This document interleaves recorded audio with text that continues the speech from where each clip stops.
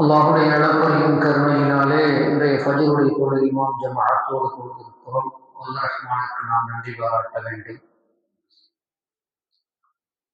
சூரத்துல் பக்ராவுடைய முதல் வசனம் அலிஃப் லாம் மீம்.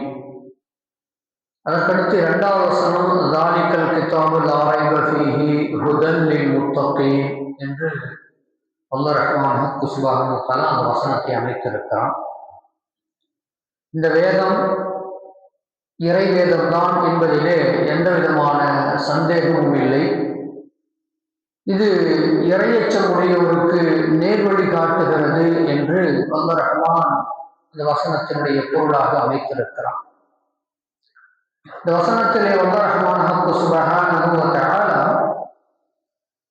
இந்த திருமறையை சந்தேகத்திற்கு அப்பாற்பட்டது என்பதை சொல்லி ஒரு தீர்க்கமாக சொல்லிவிட்டு அதற்கடுத்து அல்லாஹ் ரஹ்மான் இந்த திருமறை முத்தகீன்களுக்கு வழிகாட்டுகிறது என்று சொல்லி என்ன செய்யறான்னு சொன்னா அல்லாஹ் சுப்ஹானஹு வ தஆலா பேசுகின்றான். இந்த குர்ஆன் என்பது நம்ம எல்லோருமே ஏற்கனவே தெரிஞ்சு வச்சிருக்கிறோம், அகிலத்திற்கு உண்டான திருமுறை என்று சொல்லி. ஒட்டுமொத்த மக்களுக்கானது தானே, முஸ்லிம்களுக்கு உள்ளது இல்லை, ஒட்டுமொத்த மக்களுக்கானது அப்படின்னு சொல்லி நம்ம எல்லோரும் தெரியும், நமக்கு வழங்கி வச்சிருக்கோம். ஆனா இங்க அல்லாஹ் சொல்லும் பொழுது ஹுதன் முத்தகீன், முத்தகீன்களுக்கு வழிகாட்டுகிறது அப்படின்னு சொல்லி அல்லாஹ் சொல்றான். ஒரு சாரார பிரிக்கிறான், அதுல மக்களை ஒரு சாரா என்ன செய்யறான்னு சொன்னா அதுல இருந்து ஒரு பகுதியை பிரிச்சு இவங்களுக்கு தான் இது வழிகாட்டுது, இது மற்றவங்களுக்கு வழிகாட்டல அப்படிங்கிற மாதிரியான ஒரு எண்ணத்தை உருவாக்குற அளவிற்கான வாசகங்களை அல்லாஹ் இங்கே அமைச்சிருக்கிறான். முத்தகீன்களுக்கு வழிகாட்டுகிறதுன்னு சொல்லி பொதுவாகவே அல்லாஹ் ரஹ்மான் சுப்ஹானஹு வ தஆலா நிறைய இடங்கள்ல இந்த செய்தியை இங்க மட்டும் இல்லாம குர்ஆன்ல இன்னும் பல இடங்கள்ல அல்லாஹ் சுப்ஹானஹு வ தஆலா சொன்னா இதே பொருள் கொண்டிருக்கக்கூடிய வசனங்களை, வார்த்தைகள் சற்று மாறுபட்டு இருக்கும், சில இடங்கள் வித்தியாசமாக இருக்கலாம், ஆனால் பொருள் ஒரே, கருத்து ஒரே ஒன்றாக இருக்கும். முத்தகீன்களுக்கு வழிகாட்டுகிறது என்று சொல்லி சொல்லுவதை நாம் பார்க்கிறோம். உதாரணத்திற்கு 17வது அத்தியாயம் 82வது வசனம். அந்த வசனத்துல அல்லாஹ் ரஹ்மான் வஹுதம் வ ரஹ்மா, இந்த குர்ஆன் இருக்க முதல்ல இந்த குர்ஆன் ஷிஃபா, முதல்ல இது வந்து ஷிஃபா, நோய் நிவாரணி, உள்ளங்கள் இருக்கக்கூடிய கசடுகளை அகற்றக்கூடிய நோய் நிவாரணி என்று சொல்லிவிட்டு அந்த வசனத்துடைய தொடராக வஹுதம் வ ரஹ்மத்துல் லில் முஃமினீன், இந்த திருமுறை இருக்கிறதே இது முஃமின்களுக்கு அருளாகவும் நேர்வழி காட்டக்கூடியதாகவும் இருக்குது என்று சொன்னா அங்க முஃமின்களுக்கு வழிகாட்டுது நல்லா சொல்றான். இங்க முதலில் முத்தகீன்களுக்கு வழிகாட்டுது, அங்க முஃமின்களுக்கு வழிகாட்டுது அப்படின்னு நல்லா சொல்றான். ஏன் அப்படி சொல்றான் அப்படின்னு சொன்னா, யார் இதை ஏற்றுக்கொண்டார்களோ அவர்கள் தான் நேர்வழி பெற முடியும். ஏற்றுக்கொள்ளாதவங்க உள்ளே வரமாட்டான். திருமறை இது அல்லாஹ்வுடைய வேதம், இதை பின்பற்றினால் நல்லது, இம்மை இருக்கிறது, மறுமை இருக்கிறது, படைத்தவன் இருக்கிறான் என்கிற அந்த சிந்தனையெல்லாம் வந்து யார் இந்த குர்ஆனை எடுத்து அதன்படி செயல்பட நினைக்கிறார்களோ அவர்களுக்குத்தான் இது வழிகாட்டுமே தவிர அதை பற்றிய கவலையே இல்லாமல் அல்லது மாற்று கருத்தோடு எதிர்ப்போடு இருக்கக்கூடியவர்களுக்கு இவங்க உள்ளே வரமாட்டாங்க. இந்த புத்தகத்தை, ஒரு புத்தகம் இருக்குன்னா புத்தகத்தை திறந்து பார்த்தாதான் அதுக்குள்ள என்ன இருக்கு அப்படிங்கிறது தெரியும். அதுல இருந்து எடுத்துக்கொள்ள வேண்டிய கருத்துக்களை எடுத்துக்கவும் இருப்பாங்க, எடுத்துக்காதவும் இருப்பாங்க. புத்தகத்தையே திறக்க மாட்டேன் அப்படின்னு சொல்லி இருந்தால் அப்படி இருக்கிறவங்களுக்கு இது என்ன சொல்லப்படுது அப்படிங்கிறதே தெரியாது. அதனால் முஃமின்களாக இருப்பவர்கள் கண்டிப்பாக இந்த மறையை ஏற்றுக்கொள்ளுகிறார்கள், முத்தகீன்களாக இருப்பவர்கள் இந்த மறையை ஏற்றுக்கொள்ளுகிறார்கள், திருக்குர்ஆனை ஏற்றுக்கொள்ளுகிறார்கள். அவர்களுக்கு இந்த திருக்குர்ஆன் வழிகாட்டுகிறது. ஆக நல்லவர்களுக்கு குர்ஆன் என்பது நல்லவர்களுக்கு அது வழிகாட்டுகிறது, நல்லவர்கள் அதிலே பயனடைந்து கொள்ளுகிறார்கள் என்று அதனை நாம் என்ன செய்யணும் சொன்னா அந்த கருத்தை நாம் இங்கே புரிந்து கொள்ள வேண்டும். நேர்வழி என்பது நாம் எல்லோருக்கும் நல்லா தெரியும். நேர்வழினா என்ன அப்படிங்கிறது நம்ம பேசினா ஒரு பெரிய நீண்ட பயானை நம்ம சொல்லணும். நேர்வழி என்பது அல்லாஹ்வால் கொடுக்கப்படக்கூடியது, வேறு யாராலும் கொடுக்கப்பட முடியாத ஒன்று. ஏன் நபி ஸல்லல்லாஹு அலைஹி வஸல்லம் அண்ணவங்களுக்கு நேர்வழி கொடுப்பதற்கான வாய்ப்பை அல்லாஹ் கொடுக்கல். அல்லாஹ் குர்ஆன் நிறைய இடங்கள்ல சொல்லுவான், இன்னமா அலைக்கல் பலா, எத்தி வைக்கிறது தான் என் வேலை.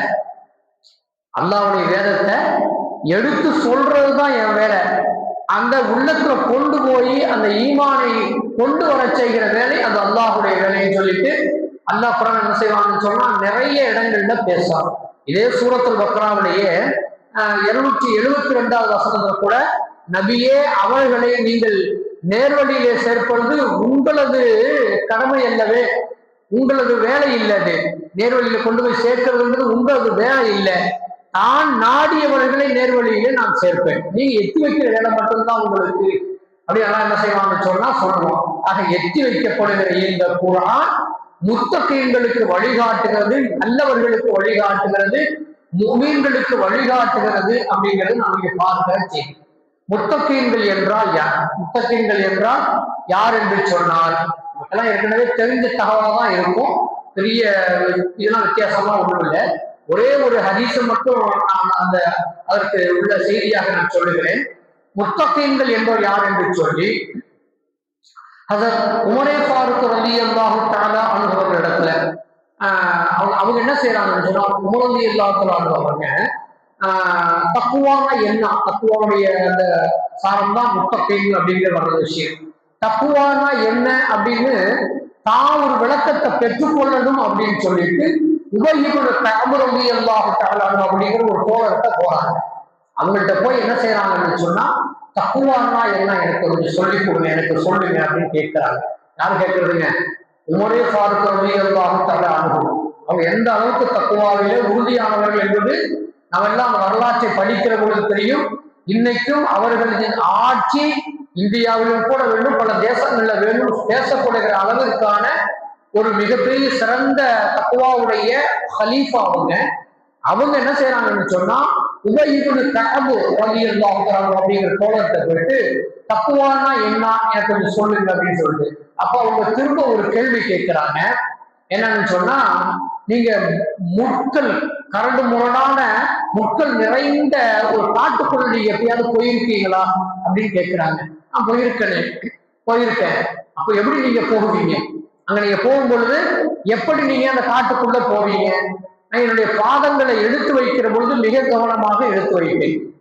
என்ன சொன்னா, அடுத்த பாதத்தை வைக்கிறேன், அந்த கண்ணீர் நொடிக்குமா, அந்த கண்ணீர் தன்னை கீழே சாய்ச்சி விடுமா, அல்லது பள்ளமா மேடா என்பதை எல்லாம் மிக கவனமாக பார்த்து, சமமான தரையில் நடப்பதை விட கரடு முரடான பாதையில் நடக்கிற பொழுது பாதங்களை எடுத்து வைக்கிற பொழுது மிக கவனமாக எச்சரிக்கையோடு எடுத்து வைப்பேன் என்று சொல்றாங்க. இன்னும் என்னுடைய ஆடைகளை நான் உடுத்தி இருக்கிற என்னுடைய ஆடைகளை நான் முற்களிலே சிக்கிக் கொள்ளாமல் கவனமாக அதை நான் இழுத்து பிடித்துக் கொண்டு அங்கும் இங்குமாக நகர்ந்து நான் எந்த விதத்திலும் பாதிக்கப்பட்டு விடாமல், என்னுடைய ஆடையும் பாதிக்கப்பட்டு விடாமல் நான் அந்த காட்டுக்குள்ளே நடைபோடுவேன், நகர்ந்து செல்வேன் என்று என்ன செய்யறாங்கன்னு சொன்னா, உமரே ஃபாரூக் ரலியல்லாஹு தஆலா அன்ஹு உபய் இப்னு கஅப் ரலியல்லாஹு தஆலா அவங்க இடத்துல இப்படி ஒரு செய்தியை சொல்றாங்க. இதுதான் தக்குவா. இதுதான் இந்த உலகம் என்பது கரடு முரடானது.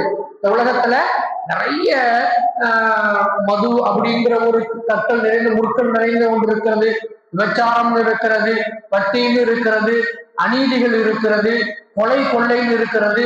இது போன்ற உலகத்துல நிறைய கரடு முரடுகள் மனித உள்ளங்களிலே நிரம்பி போய் கிடக்கிறது. அவைகளிலிருந்து தன்னுடைய உள்ளத்தை மிக கவனமாக பார்த்து இது சரியா, இந்த இப்படி போகலாமா, இதில் இருந்து எப்படி தப்பிப்பது, இங்கிருந்து எப்படி நாம் நம்முடைய பாதத்தை எடுத்து வைப்பது என்று சொல்லி மிக கவனத்தோடு எப்படி அந்த காட்டுக்குள்ளே பயணிக்கிறோமோ அதுபோல இந்த இஸ்லாமிய வாழ்வுக்குள்ளே நீங்கள் பயணித்தால் அதுதான் தக்குவாவாக இருக்கிறது என்று சொல்லி உபய் இப்னு கஅப் ரலியல்லாஹு தஆலா அன்ஹு உமரே ஃபாரூக் ரலியல்லாஹு தஆலா அவர்களுக்கு சொன்ன செய்தி என்ன சொன்னா நமக்கு சொல்லி காட்டப்படுகிறதை நாம் பார்ப்போம். ஹதீஸ்ல பதிவு செய்யப்பட்டிருக்கிற செய்தி அறிவிப்பாளர் அபு உமாமா ரலியல்லாஹு தஆலா அவர்கள் இந்த செய்தியை அறிவிக்கிறாங்க. இப்னு மாஜாவுல இந்த செய்தி பதிவு செய்யப்பட்டிருக்கு அப்படிங்கிறத நாம பார்ப்போம். ஆக தக்குவா அப்படி உள்ளவர்களுக்குத்தான், மிக கவனமாக எச்சரிக்கையோடு நடப்பவர்களுக்குத்தான் இந்த திருமறை என்பது வழிகாட்டுகிறதுன்னு சொல்லி அல்லாஹ் என்ன செய்யறாங்கன்னு சொன்னா இந்த வசனத்தில் முதலாவதாக சொல்லிவிட்டு அந்த முத்தகீன்களுடைய பண்புகள் என்ன, எப்படி இருந்தால் அவர்கள் முத்தகீன்களாக இருப்பார்கள் என்ற செய்திகளை அடுத்தடுத்த வசனங்களில் என்ன செய்யலாம்னு சொன்னா அல்லாஹ் சுப்ஹானஹு வ தஆலா சொல்லித் தருகிற செய்திகளை பார்க்கிறோம். வல்லாஹ் ரஹ்மான் ஹக்கு சுப்ஹானஹு வ தஆலா நம்மவர்களுக்கு தக்வாவோடு நடந்து கொள்ளக்கூடிய பாக்கியத்தை தந்து அருள் புரிவானாக. வாஹிரு தஅவானா அனில் ஹம்துலில்லாஹி ரப்பில் ஆலமீன். அஸ்ஸலாமு அலைக்கும் வரஹ்மத்துல்லாஹி வபரகாத்துஹு.